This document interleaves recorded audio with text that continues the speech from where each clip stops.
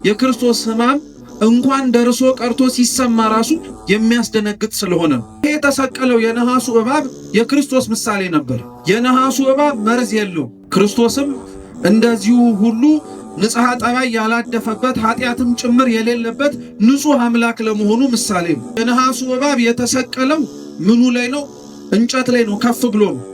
የነሐሱ እባብ ኃጢአት የሌለበት ኃጢአተኞች የሆኑትን ወይም ደግሞ በመርዝ የተነደፉት ግን አይተውት የሚድኑበት ከፍ ብሎ የተሰቀለበት እንጨት ደግሞ መስቀል ነው። ለዛ ነው እንዳልኳችሁ ቅድም ክርስቶስን ከመስቀሉ መስቀሉን ከክርስቶስ መለያየት አይቻልም። እባቡንና ዓላማውን ራሱ አንድ ላይ ነው የተመለከቱ። ከሱ የሆነ ነገር እናገኛለን ይከፈለናልም ጭምር ብለው ተስፋ ያደረጉ ነበር። እንደ ቅዱስ ጴጥሮስ አይነቶቹ ደግሞ ትርጓሜያችን እንደሚናገረው ስልጣን እናገኛለን ራሱ ብለው ይጠብቁ ነበር።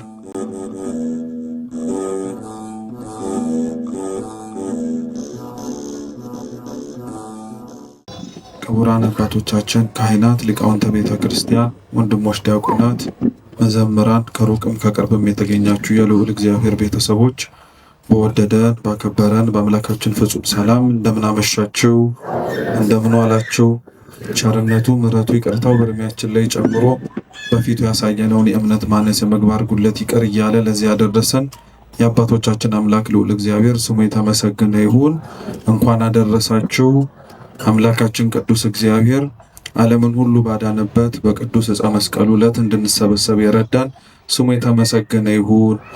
እኩለ ጾሙን በዓለ ደብረ ዘይትን በሰላም በፍቅር በጤና ያደረሰን አምላካችን ለብርሃነ ትንሣኤው በቅዱስ ሥጋው በክቡር ደሙ ታትመን በዓሉን ለማክበር አምላካችን በቸርነቱ ይፍቀድልን ይርዳን። እንደ እግዚአብሔር ቅዱስ ፈቃድ ባለችን ጥቂት ደቂቃ የሐዋርያው የቅዱስ ማቴዎስ ወንጌል ምዕራፍ 16 ከቁጥር 21 ጀምሮ ተጽፎ በሚገኘው አምላካችን መድኃኒታችን ኢየሱስ ክርስቶስ ባስተማረው የመጽሐፍ ቅዱስ ክፍል መነሻ አድርገን የምንማር ይሆናል። አስቀድሜ የመጽሐፍ ቅዱሱን ቃል ሁላችሁ መስማት እንድትችሉ በንባብ አሰማችሁና ቀጥሎ ወደ ትምህርታችን እንሄዳለን። እግዚአብሔር ከሁላችን ጋር ይሁን። የማቴዎስ ወንጌል ምዕራፍ 16 ቁጥር 21 ከዚያን ቀን ጀምሮ ኢየሱስ ወደ ኢየሩሳሌም ይሄድ ዘንድ ከሽማግሎችና ከካህናት አለቆች ከጻፎችም ብዙ መከራ ይቀበልና ይገደል ዘንድ በሦስተኛውም ቀን ይነሳ ዘንድ እንዲገባው ለደቀ መዛሙርቱ ይገልጥላቸው ጀመር። ጴጥሮስም ወደ እርሱ ወስዶ አይሁንብህ ጌታ ሆይ፣ ይህ ከቶ አይድረስብህም ብሎ ሊገስጸው ጀመር። እርሱ ግን ዘወር ብሎ ጴጥሮስን ወደ ኋላ ይሄድ፣ አንተ ሰይጣን የሰውን እንጂ የእግዚአብሔርን አታስብምና እንቅፋት ሆነህብኛል አለው። በዚያን ጊዜ ኢየሱስ ለደቀ መዛሙርቱ እንዲህ አለ፣ እኔን መከተል የሚወድ ቢኖር ራሱን ይካድ፣ መስቀሉንም ተሸክሞ ይከተለኝ። ነፍሱን ሊያድን የሚወድ ሁሉ ያጠፋታል፣ ስለ እኔ ግን ነፍሱን የሚያጠፋ ሁሉ ያገኛታል። ሰው ዓለሙን ሁሉ ቢያተርፍ ነፍሱን ቢያጎድል ምን ይጠቅመዋል? ወይስ ሰው ስለ ነፍሱ ቤዛ ምን ይሰጣል? የሰው ልጅ ከመላእክት ጋር በአባቱ ክብር ይመጣ ዘንድ አለውና ያን ጊዜም ለሁሉ እንደ ሥራው ያስረክበዋል። እውነት እላችኋለሁ የሰው ልጅ በመንግስቱ ሲመጣ እስኪያዩ ድረስ እዚህ ከሚቆሙት ሞትን የማይቀምሱ አንዳንድ አሉ አለ። ስለ ቅዱስ ቃሉ የአምላካችን የልዑል እግዚአብሔር ስም የተመሰገነ ይሁን። ከቁጥር 21 ጀምሮ እስከ 28 ድረስ ባነበብነው የመጽሐፍ ቅዱስ ክፍል የምንማር ይሆናል። ለትምህርታችን ርዕስ የምናደርገው ቁጥር 24 ላይ ተጽፎ የሚገኘውን የመጽሐፍ ቅዱስ ክፍል ይሆናል። እስኪ እኔን በሉ። እኔን መከተል የሚወድ ቢኖር ራሱን ይካድ፣ መስቀሉንም ተሸክሞ ይከተለኝ። እስኪ ድገሙት። እኔን መከተል የሚወድ ቢኖር ራሱን ይካድ፣ መስቀሉንም ተሸክሞ ይከተለኝ። የመጨረሻ ሶስተኛ እስኪንበለው እኔን መከተል የሚወድ ቢኖር ራሱን ይካድ፣ መስቀሉንም ተሸክሞ ይከተለኝ። በዚህ ኃይለ ቃል መነሻነት የምንማር ይሆናል። አምላካችን እንዲያስተምረን በጉባኤያችን ተገኝቶ የሚበጀንን ሁሉ መስማት፣ ማድመጥ፣ መኖር እንድንችል አይነ ልቡናችንን እንዲያበራልን የእርሱ ቅዱስ ፈቃድ ይሁንልን። በቅድስት ቤተ ክርስቲያናችን አስተምህሮ መሰረት መጋቢት 10 ዛሬ ያለንባት ቀን ማለት ነው አምላካችን መድኃኒታችን ኢየሱስ ክርስቶስ ለድህነተ ዓለም ሲል የተሰቀለበት፣ ስቃውን የቆረሰበት፣ ደሙን ያፈሰሰበት ቅዱስ መስቀል በንግሥት እሌኒ ቅድስት እናታችን አማካኝነት የተገኘበት ነው። ቤተክርስቲያናችን ስለ መስቀል ወይንም ደግሞ መስቀል ተኮር የሆኑ ክብረ በዓላቶች በተለያዩ ወቅታቶች ታስበው ይውላሉ። አንደኛው ዛሬ ያለንበት መጋቢት 10 ነው። መስቀሉ ከተቀበረበት ተቆፍሮ የወጣበት ማለት ነው። ሁለተኛው ቁፋሮ የተጀመረበት መስከረም 16ንም መስከረም 17ንም እንደ አምላካችን እንደ ልዑል እግዚአብሔር ፈቃድ መስቀል ብለን እናከብራለን። ከዛ ውጪ ደግሞ በየወሩ ወር በገባ በ10 በተጨማሪም ደግሞ ወር በገባ በ27 የጌታችን ኢየሱስ ክርስቶስን ስቅለትን ባሰብነበትም ጊዜም ጭምር ስለ ጌታችን ስለ ኢየሱስ ክርስቶስ መስቀል ቤተክርስቲያናችን ታስባለች፣ ታስተምራለች፣ ልጆቿንም ጭምር እንዲያስታውሱትም ታደርጋለች።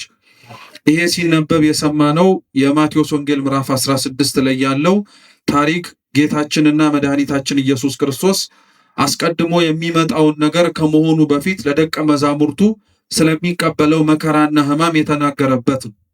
ጌታችን አምላካችን ልዑል እግዚአብሔር ሰው የሆነበት ዋነኛው ምክንያቱ እንደሚታወቀው ለድህነት ዓለም ሲል አባቶቻችን ሲያስተምሩን እንደነገሩንም ቤተክርስቲያንም እንደምትመሰክረው አምላካችን ሰው የሆነው ሕሙማነ ሥጋን በተአምራቱ ሕሙማነ ነፍስን ደግሞ በቅዱስ ቃሉ ሊያድናቸውና ሊቤዣቸው። ስለዚህ አምላካችን የልዑል እግዚአብሔር የድህነቱ አስኳል ሰው የሆነበትም ዋነኛ ምክንያት እኛ ራሳችን ያጠፋነውንና በእኛ በራሳችን ክፋትና በደል ምክንያት የመጣብንን ነገር በሙሉ ካሳችንን ከፍሎ ሊቤዠንና ነፃ ሊያወጣን። ጌታችን ኢየሱስ ክርስቶስ ታዲያ ሰው ከሆነበት ቅጽበት አንስቶ ደቀ መዛሙርቱንም ጭምር ጠርቶ እንዲከተሉት ተማሪዎቹ እንዲሆኑትም ከጠራበት ጊዜ ጀምሮ አብዛኛውን ጊዜ ላይ ጌታችን ኢየሱስ ክርስቶስ ስለ መከራው በአንድም ይሁን በሌላ መንገድ ይነግራቸው ነበር። ምክንያቱም ደቀ መዛሙርቱ ራሳቸው ስለ ክርስቶስ መከራና ስለ ክርስቶስ ስቃይና እንግልት ከመሆኑ በፊት ሕሊናቸው ቀድሞ መዘጋጀት ነበረበት። እንደ አዲስ ሳይነግራቸው፣ ሳያዘጋጃቸው፣ ሳያስተምራቸው በጸሐፍትና በአይሁድ እጅ ወድቆ መከራ ሲቀበል ቢመለከቱትና ቢያዩት ኖሮ ፍጹም ሰው መሆኑን ነው እንጂ ፍጹም አምላክ መሆኑንም ጭምር ገና ባልጸናና ባልበረታ አስተሳሰብ አይምሯቸው ስተው ተሳስተው እንዳይወድቁ እግዚአብሔር አምላካችን ብዙ ነገሮችን ከመሆናቸው በፊት አስቀድሞ ያሳያቸውና ያመላክታቸው ነበር። የባህርን ነፋስን ሲገስጽ ይመለከቱት ነበረ።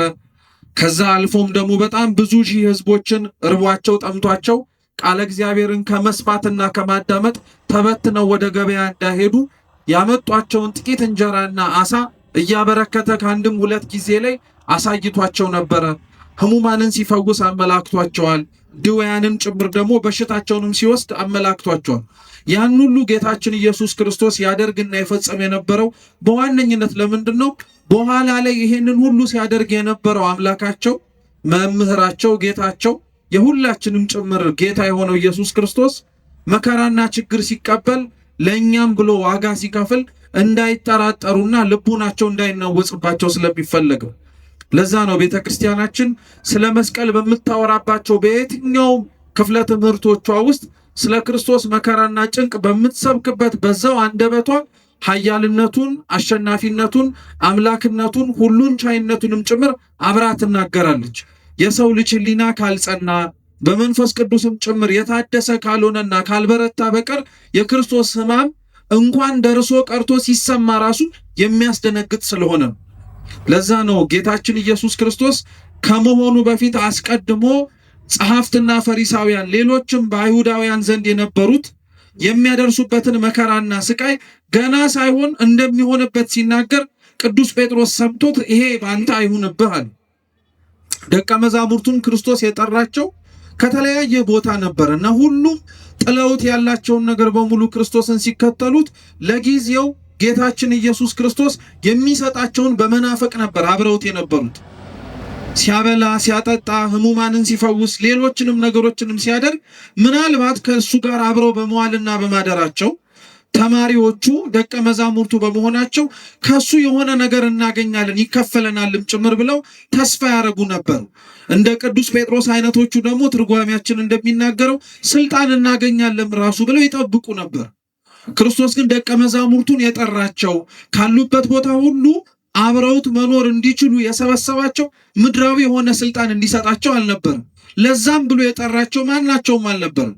ይልቁኑ እንዲያውም ክርስቶስ ደቀ መዛሙርቱን ከዛ ዓለማዊ ከሆነው ሕይወታቸው ጠርቶ ወደሱ አብረውት መኖር እንዲችሉ የጠራቸው እሱ የተቀበለውን መከራ መቀበል እንዲችሉ ነበር።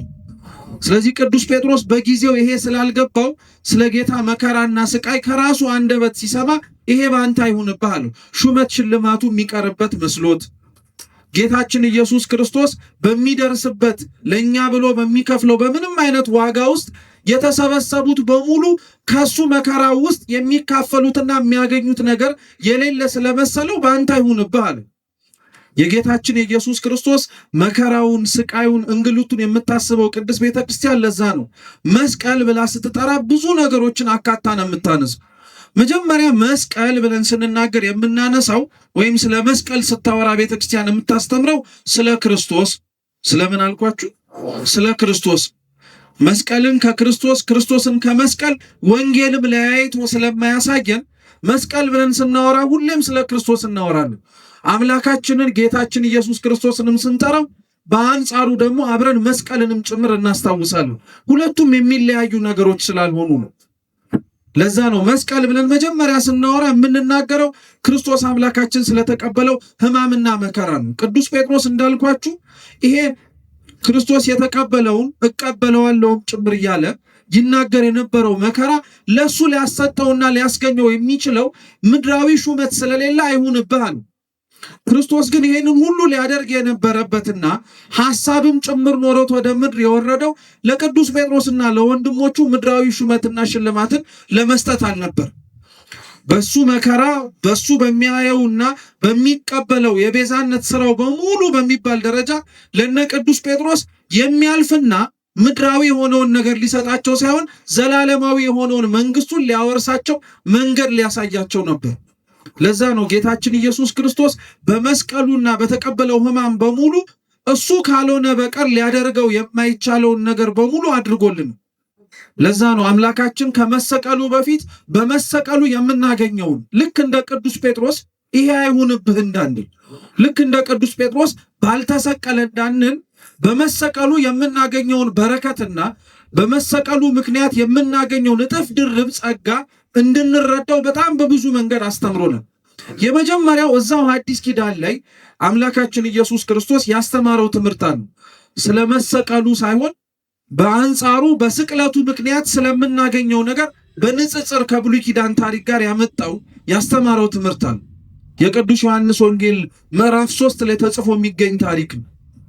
ጌታችን ኢየሱስ ክርስቶስ እስራኤላውያን እግዚአብሔርን በማሳዘናቸውና እሱን በማስከፈታቸው ምክንያት ከደረሰባቸው መቅሰፍቶች መካከል አንዱ የእባብ መነደፍ ነበር።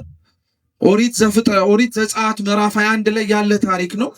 ታሪኩ እንደሚያስረዳውና እንደሚናገረው ከሆነ እስራኤላውያን እግዚአብሔር ያደርግላቸው የነበረውን ከሰማይ መና ማውረዱን በምድርም ካለ አለት ላይ ንጹሕ የሆነ ውሃንም ጭምር ሰጥቷቸው መጠጣቱ ልቡናቸውንና ስጋቸውን ጭምር ብቻ ሳይሆን ነፍሳቸውንም ሊያረካላቸው አልቻለም ነበር እና እግዚአብሔርን በጣም ያሳዝኑት ነበር። ጣዖት ያመልኩ ነበረ ሲያሻቸው። የሚያበላ የሚያጠጣቸውን እግዚአብሔርን ከድተው በሌላ ክፋትና የኃጢአት ስራ ላይ ይሰማሩበት ነበር።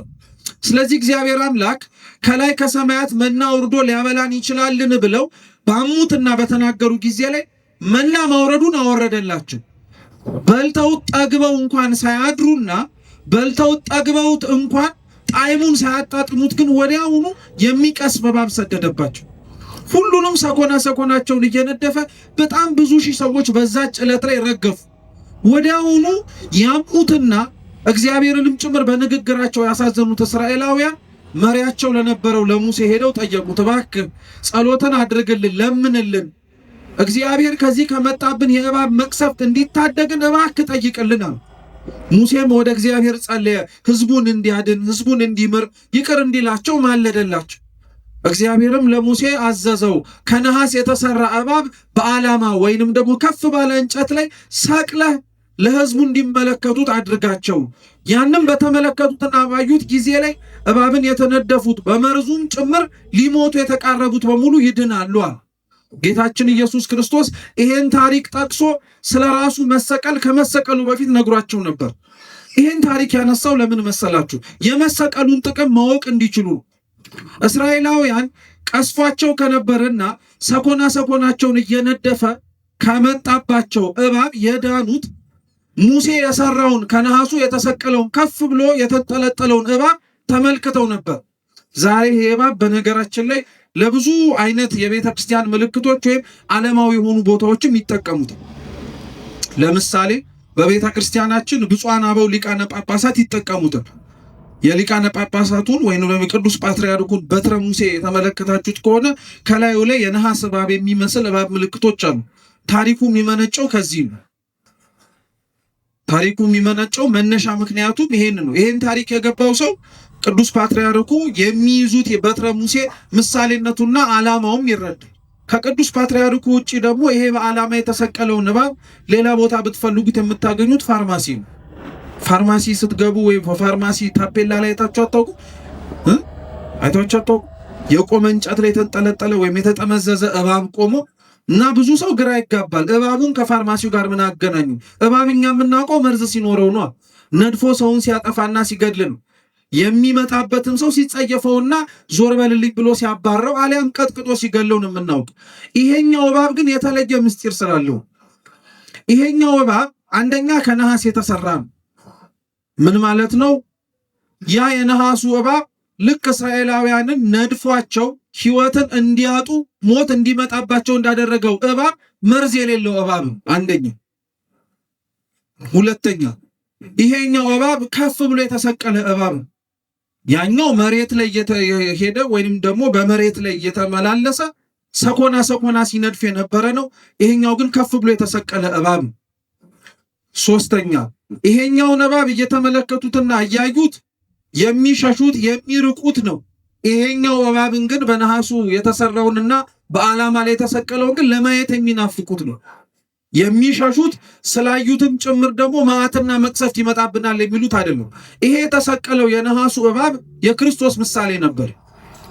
የነሐሱ እባብ የክርስቶስ ምሳሌ ነበር። እንዳልኳችሁ የነሐሱ እባብ መርዝ የለው። ክርስቶስም እንደዚሁ ሁሉ ንጽሐ ጠባይ ያላደፈበት ኃጢአትም ጭምር የሌለበት ንጹሕ አምላክ ለመሆኑ ምሳሌ ነው። እየሰማችሁ? ንጹሕ አምላክ ለመሆኑ ምሳሌ ነው። ሁለተኛው የነሐሱ እባብ የተሰቀለው ምኑ ላይ ነው?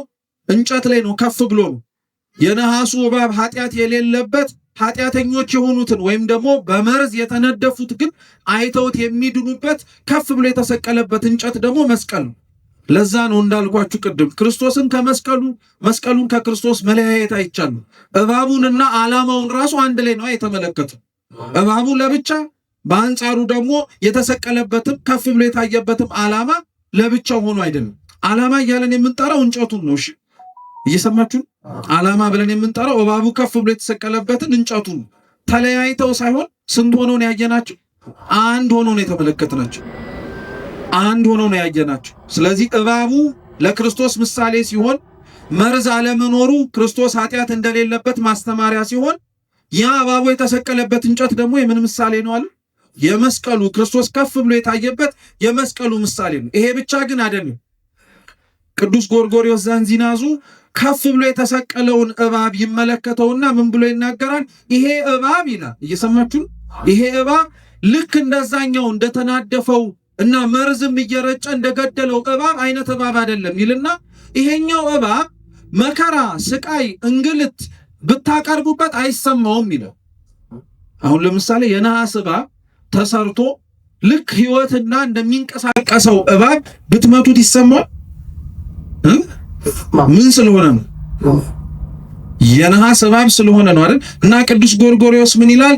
የነሐሱን እባብ ስትመቱት ህመሙ አለመሰማቱ እንደዚሁ ሁሉ ምንን ለማጠየቅ ነው ይላል። እግዚአብሔር አምላካችንም መከራውን፣ ስቃዩን፣ እንግልቱን ተቀብሎ ብትመለከቱት እንደዚሁ ተራ ሰው ነው ብላችሁ እንዳታስቡት።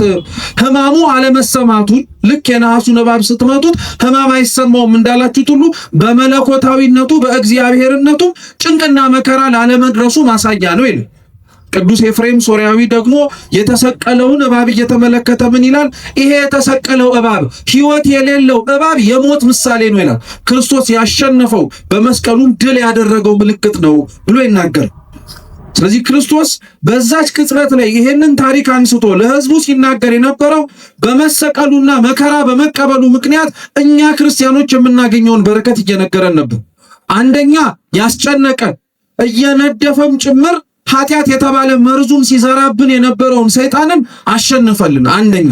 ሁለተኛ ያሸነፈልን ድል ያደረገልን አምላካችን ደግሞ ስለኛ ሲል ከፍ ብሎ ታየልን። ምን ታርጎ ታየልን? ከፍ ብሎ ታየልን። ስለኛ ሲል ማለት ነው። ስለኛ ሲል ከፍ ብሎ ሌላውን በሙሉ መመልከትና ማየት በሚችልበት ደረጃ ላይ ከፍ ብሎ ተመለከተልን ክርስቶስ። አንደኛ በዚህ ምሳሌ አስረዳችሁ። ከዚህ ምሳሌ ውጪ ስለ ክርስቶስ መስቀል በሌሎች መጽሐፍትም ጭምር የምናገኘውን ጥቅም ደግሞ መጽሐፍ ቅዱሳችን ሲነግረን ለሁለተኛ ምሳሌ አድርገን የምናነሳው ሁለተኛ ነገሥት ምዕራፍ 6 ላይ ያለ ታሪክ። የታሪኩ ባለቤት የኤልያስ ደቀ መዝሙር የነበረው ነብዩ ኤልሳ ነው።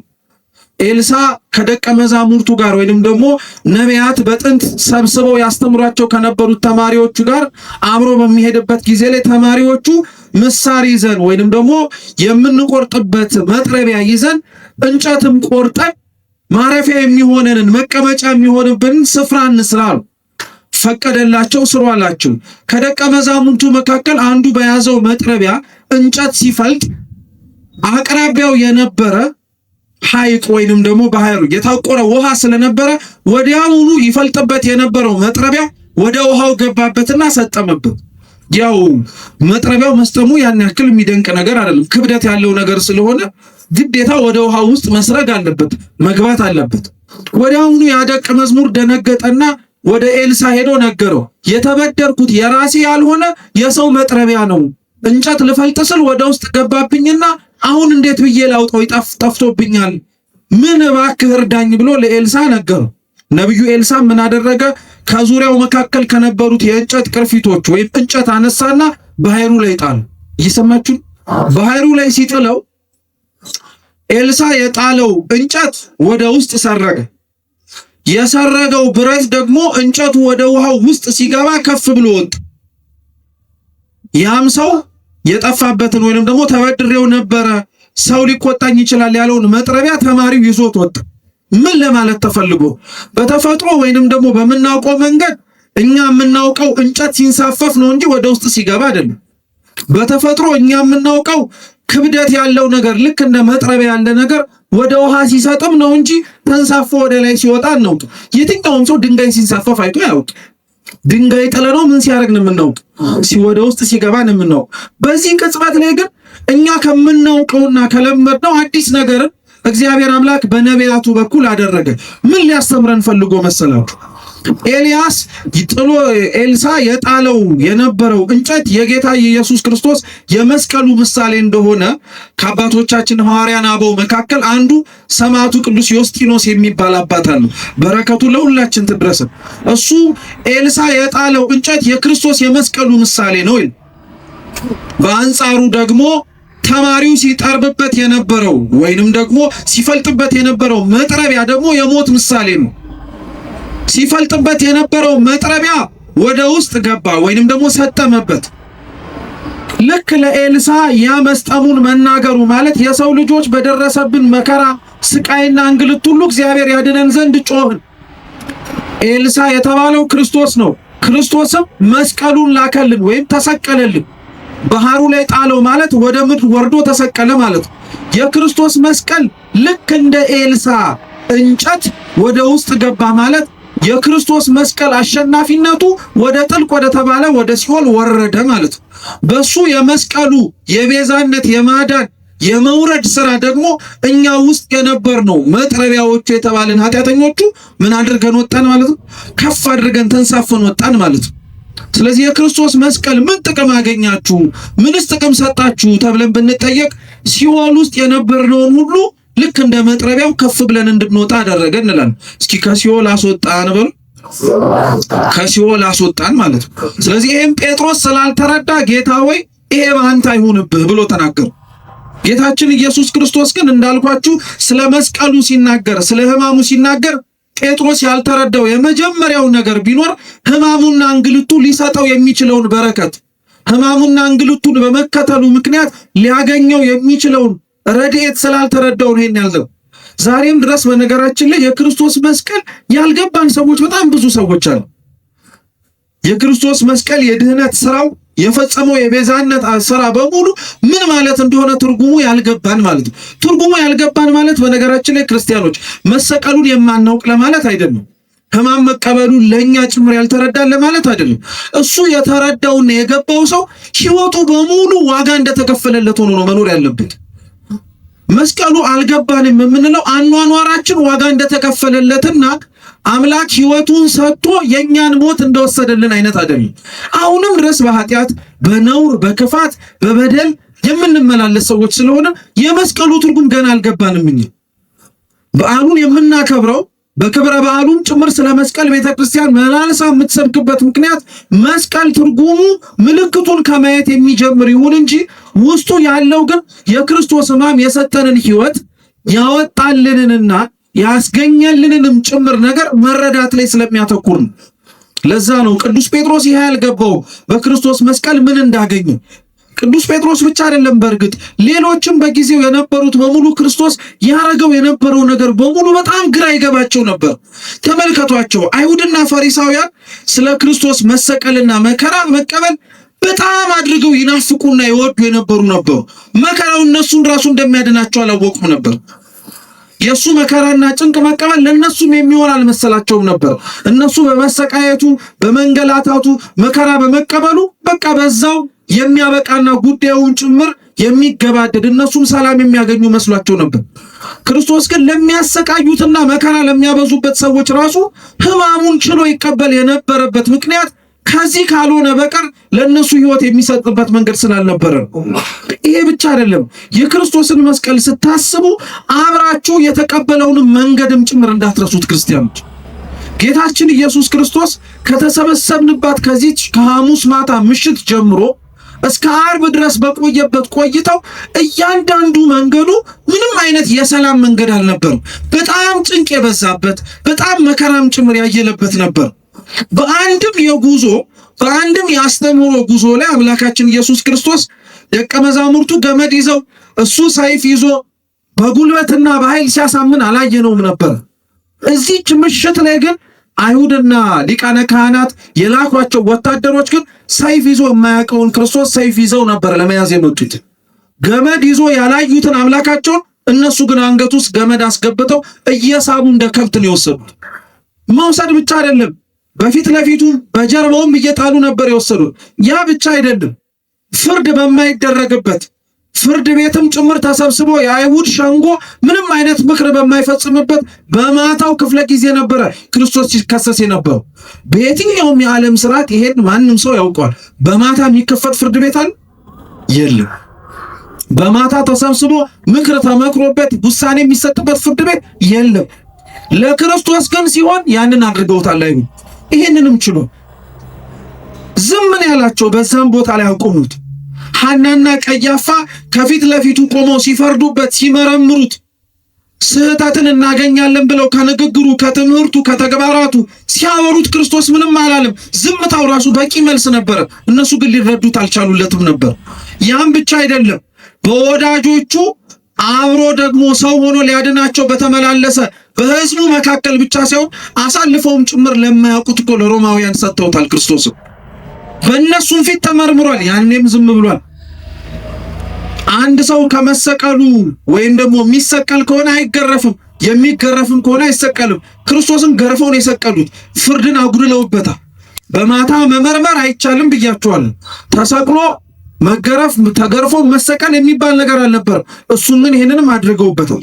ይሄንን ሁሉ መከራ፣ ይሄንን ሁሉ ጭንቅ፣ ይሄንን ሁሉ ስቃይ ሲታገስና ዝም ብሎ አምላካችን ሲቀበለው የነበረው ከነሱ ከሚወርድበት ከጅራፉ ከነሱ ከጎነጎኑትና ራሱ ላይ ከጣሉበት ከሾህ አክሊሉ በላይ ጥልቆ ነው ይሰማውና ያመው የነበረው የኛ ፍቅር ስለነበረ ሌላ ምንም ነገር ኖሮበት አይደለም። ያን ሁሉ መከራ ዝም ብሎ የታገሰው እኛ ስለሚወደን ብቻ ነው። እንዲህ ያለ የመውደድ እንዲህ ያለ የማፍቀር እንዲህ ያለ ዋጋ የመክፈል ነገር ከክርስቶስ ውጭ ለኛ ማንም አድርጎልን ያውቅ አያደርግልንም ጭምር። ይሄንን አምላካችን ብቻ ነው ያደረገው እና ቅዱስ ጴጥሮስ ብቻ አይደለም እንዳልኳችሁ፣ ሌሎችም ይሄም ያደረገውን ድርጊት አልገባቸውም ነበር። ሰቅለውት ርቃኑን ምራቃቸውን ሲተፉበት ሰዎችም ሰብስበው እንኳን ሲያሰድቡት እንኳን በመስቀል ላይ ተሰቅሎ ሳይራሩለትና መከራ ሲያበዙበት እንኳን ጌታችን ኢየሱስ ክርስቶስ ዝም ያላቸው ስለ ሰው ፍቅር ግድ ስለሚል ይሄ አልገባቸውም ነበር። ስለዚህ ልክ እንደ ቅዱስ ጴጥሮስ እንዳልኳችሁ ይሄ አይሁንብህ የሚል ሰው ካለ ስለ ክርስቶስ መከራ መስቀል መቀበልና ስለ መስቀሉም ጭምር ስለሚመጣበት ነገር በሙሉ ያለ መረዳት ያለ ማወቅ በመስቀሉ ያገኘውንም ሕይወትም ጭምር ያለ መረዳት ምክንያት ጌታችን ግን ቅዱስ ጴጥሮስ ለተናገረው ቅዱስ ጴጥሮስም ደግሞ አይሁንብህ ላለው የመጀመሪያው ንግግሩ የመለሰለት መልስ በጣም የሚደንቅ ነበር። ሂድ ወግድ አንተ ሰይጣን ነህ። ጴጥሮስን አልነበረም እንደዛ ሲል የነበረው። የጴጥሮስ ንግግር ሹመት እንዳይርቅበት የተናገረው ይመስልኛል እንጂ በውስጥ ታዋቂነት ይወራ የነበረው ሌላ ነገር ነበር።